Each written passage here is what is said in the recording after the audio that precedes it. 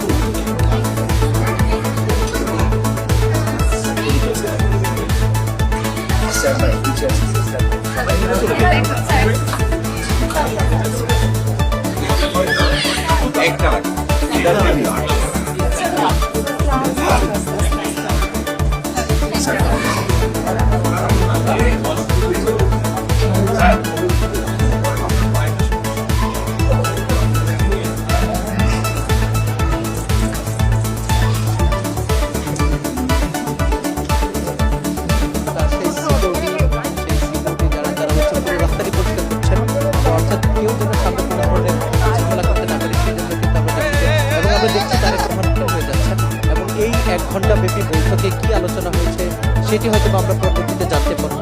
কিন্তু এই বাংলাদেশের